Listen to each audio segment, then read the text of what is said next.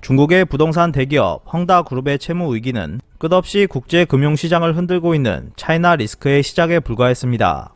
그 이유는 시진핑 정권이 제어할 수 없는 대외 채무가 급격한 팽창을 계속하고 있기 때문입니다.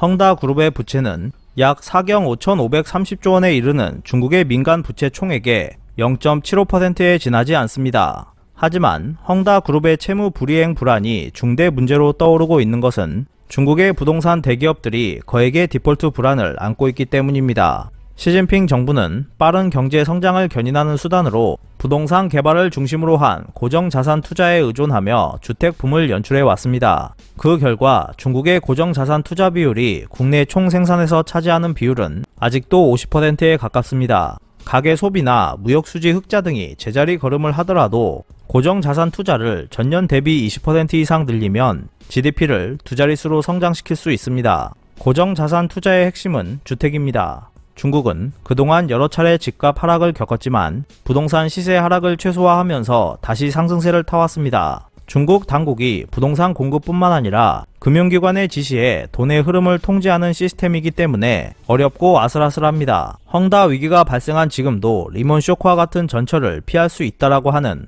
낙관론이 뿌리 깊은 것은 중국 특유의 성공 경험이 있기 때문입니다. 하지만 지금 국면은 다르다고 할 수 있습니다. 중국에서는 원래 위안화 표시의 자국 내 금융이 주류이며 이를 다루는 곳은 은행만이 아닙니다. 현재 중국에서는 그림자 은행으로 불리는 자산관리 상품 등 신탁 상품을 발행하는 제2금융권이 기승을 부리고 있습니다. 이 모든 것들을 합한 것이 총금융채무입니다.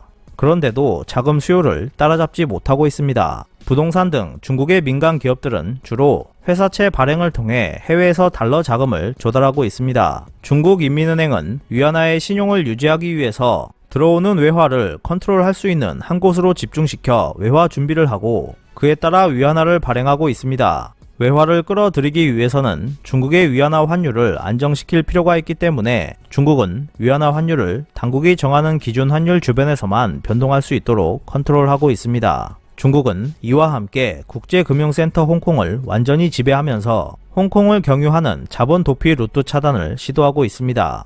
그런데도 중국은 시진핑 정권의 중화경제권 구상인 1대1로 등 대외 투자와 위안화 금융 확대를 위해서 해외 차입에 의지하고 있습니다. 또 한 가지 주목해야 할 것은 중국의 채무가 엄청난 속도로 증가하고 있음에도 불구하고 경제 성장이 이를 따라잡지 못하고 있다는 점입니다. 중국의 2021년 상반기 GDP 통계치를 연간으로 환산해 2015년과 비교해보면 2021년의 GDP는 2015년의 1.5배이지만 총 부채는 2.2배나 되고 대외 채무는 1.8배인 상태입니다. 중국이 고정자산 투자 의존을 줄이는 가운데 경제 성장률이 둔화되고 있는 현상은 멈추지 않고 있습니다. C19 상황이 지속되고 있던 2020년은 중국의 부동산 개발 투자 증가분이 GDP 증가분의 31%를 차지했습니다. 중국 부동산 시장의 붕괴는 중국 경제를 이끌었던 중심축 상실을 의미하는 것이나 다름없다고 할 수 있습니다. 헝다로 시작한 위기설은 모던랜드, 신위안 부동산, 신리홀딩스 등 다른 중국 부동산 회사들로 번지면서 연쇄 디폴트 우려가 커지고 있는 모습입니다.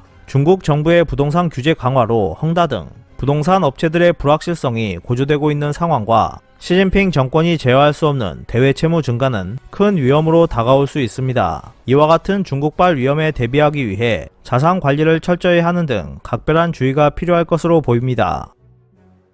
오늘 준비한 소식은 여기까지입니다. 끝까지 시청해주셔서 감사합니다. 여러분의 좋아요와 구독은 영상 제작에 큰 힘이 됩니다. 앞으로도 피커TV에 많은 관심 부탁드리겠습니다. 오늘도 즐겁고 멋진 하루 보내세요. 다음 영상에서 뵙겠습니다.